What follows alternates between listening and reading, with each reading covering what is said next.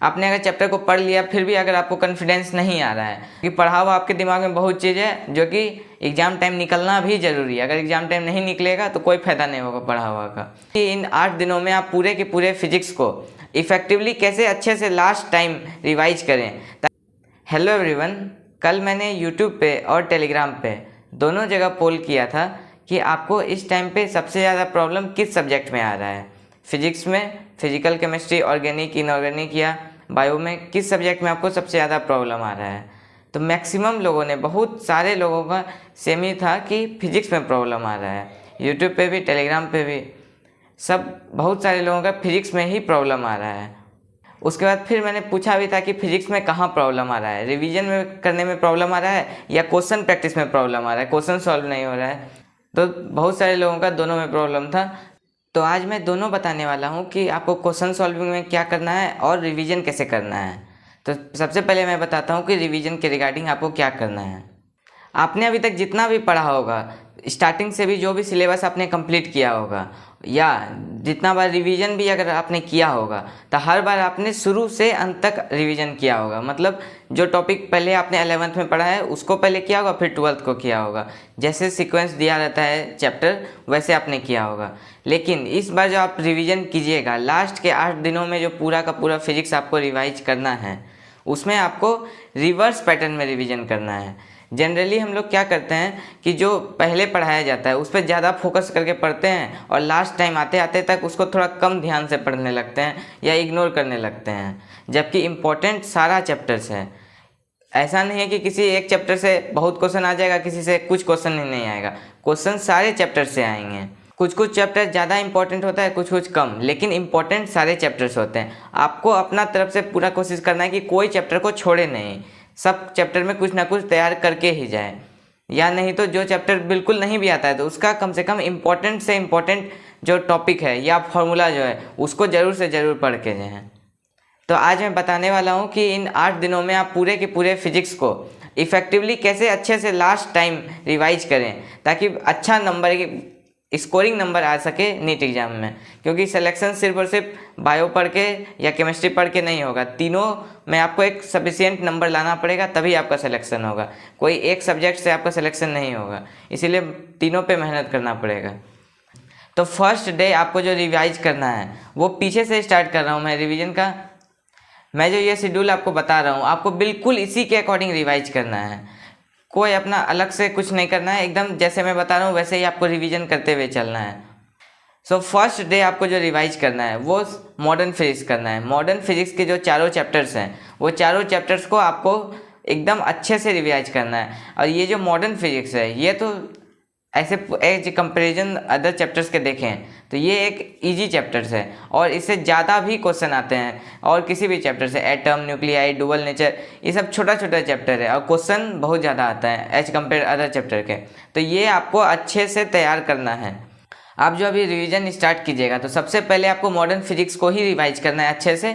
जो second day जो आपको रिवाइज करना है वो EMI, अल्टरनेटिंग करंट और EM वेव करना है। ये 3 चैप्टर आपको सेकेंड डे रिवाइज करना है। और तीनों छोटे छोटे चैप्टर हैं, ज़्यादा बड़े नहीं, लेकिन EM वेव वो तो और ज़्यादा छोटा चैप्टर्स है। उसमें मात्र 2-3 टॉपिक है जो कि इंपॉर्टेंट है, उसी से हर बार क्वेश्चन आता भी है। तो आपको एकदम अच्छे से तैयार करके जाना है।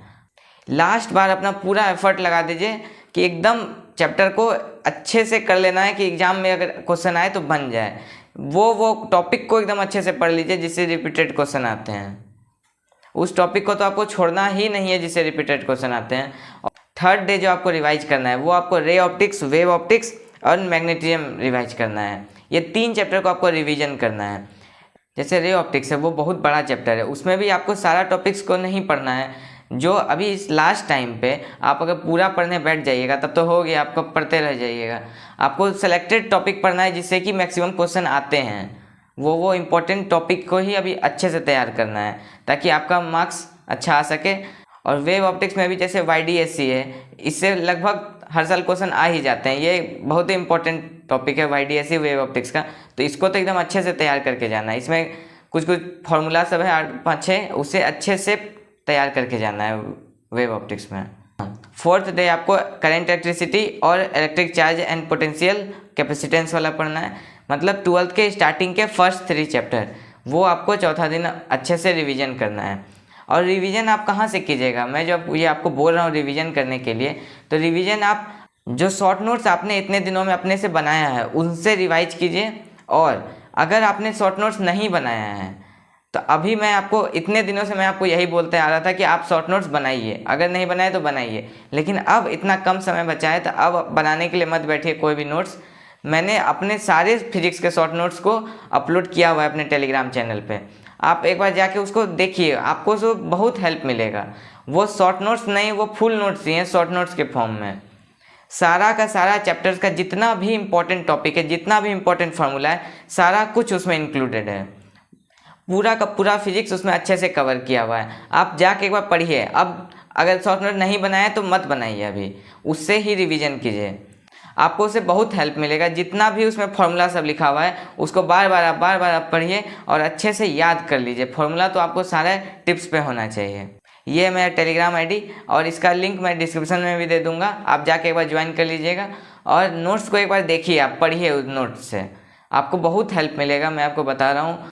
और 5वां दिन जो आपको पढ़ना है वो वर्क, पावर, एनर्जी, रोटेशन और ग्रेविटेशन पढ़ना है, उसका आपको रिवीजन करना है 5वां दिन। और 6th डे आपको करना है mechanical properties of solid, fluid and thermodynamics. Thermodynamics एक कॉमन टाइप का चैप्टर है जो कि आप केमिस्ट्री में भी पढ़ते हैं, तो इसमें आपको ज़्यादा दिक्कत नहीं होगा। और रहा बात mechanical properties of solid and fluid का, तो सॉलिड वाला जो चैप्टर है वो तो बहुत ही छोटा चैप्टर है, मैकेनिकल प्रॉपर्टीज ऑफ सॉलिड, उसको आप आसानी से बहुत ही कम समय में रिवाइज कर सकते हैं। और फ्लूइड वाला चैप्टर वो बड़ा चैप्टर है, मतलब ये इसके कंपेरिजन में बड़ा चैप्टर है, उसमें कुछ कुछ इंपॉर्टेंट टॉपिक है, तो उसको भी आपको अच्छे से रिवाइज करना है।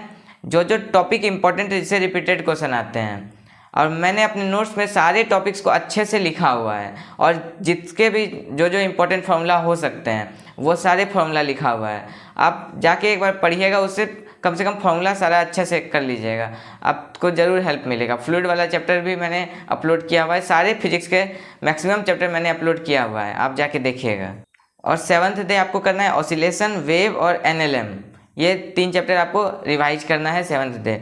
और 8th डे आपको करना है motion in 1D, motion in 2D and unit and dimension, ये 3 चैप्टर आपको अच्छे से करना है। ये सारे चैप्टर्स आपके हो गए 11th और 12th के, इन 8 दिनों में आपको अच्छे से रिवीजन करना है। और मैं रिवीजन के रिगार्डिंग आपको बता दूं कि अगर आपने चैप्टर्स को अच्छे से मतलब आपको पढ़ा हुआ है पहले, आपको अब बस रिवाइज करना है, तो कहाँ कहाँ से करना है, एक अपने शॉर्ट नोट से, या नहीं तो मेरे जो शॉर्ट नोट्स है उससे करना है। और दूसरा, अगर आपने बहुत पहले पढ़ा था, मतलब भूल गए हैं, या जो चैप्टर आपने 1-2 चैप्टर ऐसा है जो आपने नहीं पढ़ा है, तो उसके आप 1 शॉट देखिए।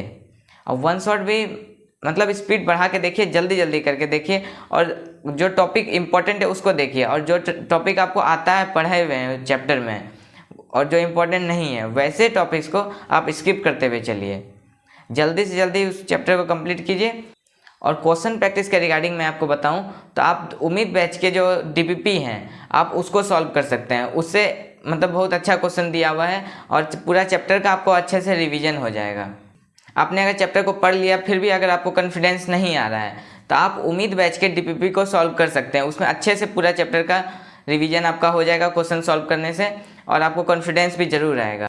और अभी लास्ट टाइम पे आप डेली टेस्ट देते रहिए, मुझे पता है आप लोग दे रहे होंगे, अगर कोई नहीं दे रहे हैं तो 8 दिन बचा हुआ है, आप टेस्ट दीजिए, मैक्सिमम 8 का 8 दिन आप टेस्ट दीजिए। टेस्ट देना बहुत ज़्यादा इंपॉर्टेंट है, सिर्फ पढ़ने से नहीं होगा, रिवीजन और टेस्ट ये 2 चीज़ जो है ये सबसे ज़्यादा इंपॉर्टेंट होता है, क्योंकि पढ़ा हुआ आपके दिमाग में बहुत चीज़ है जो कि एग्ज़ाम टाइम निकलना भी ज़रूरी है। अगर एग्ज़ाम टाइम नहीं निकलेगा तो कोई फ़ायदा नहीं होगा पढ़ा हुआ का, इसलिए आपको प्रैक्टिस करते रहना है, क्वेश्चन का टेस्ट देते रहना है और रिवीजन करते रहना है, बस 2 काम आपको करते रहना है। ये 8 से 10 दिन जो बचा हुआ है, इस 8 से 10 दिन में आप अपना पूरा जी जान लगा दीजिए, जितना भी मेहनत आप कर सकते हैं, 1% भी अपने अंदर कमी मत रखिए, जितना आप कर सकते हैं मैक्सिमम से मैक्सिमम अपना आउटपुट निकालिए। ऐसा आप सोचिए कि ये आपका लास्ट चांस है, ऐसा मौका आपको बार बार नहीं मिलने वाला है, ऐसा सोच के आप मेहनत कीजिए, एकदम पूरा 100% अपना लगा दीजिए और सेलेक्ट होके दिखाइए। ये आपका सपना है, आपको पूरा करना है, और कोई नहीं पूरा करने वाला है, आपको ही पूरा करना है। और बाकी आपको कहीं कुछ प्रॉब्लम हो तो आप कमेंट करके पूछिएगा, मैं आप जवाब देने का कोशिश करूँगा।